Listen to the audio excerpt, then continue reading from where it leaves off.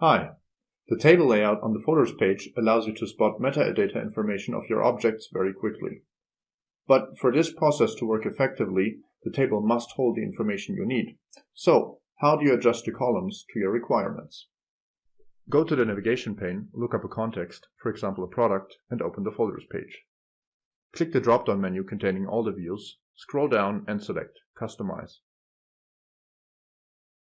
As a generic user, it is not an option to change the views configured by the system or the admins, so we will resort to creating copies. Select the view you would like to modify and click Save As. Let's take the All view. Set a new unique name on tab 1. Here we also have the option to share our view with other users. As an admin, you can share it with all users. As a generic user, just with members of certain contexts. Tab 2 enables us to add or remove objects from our view. On tab 3, you can configure how an object is displayed. The default always shows us the latest, up-to-date version of the object. Now go to tab 4 to set the column display and add the column modified by. Click Finish.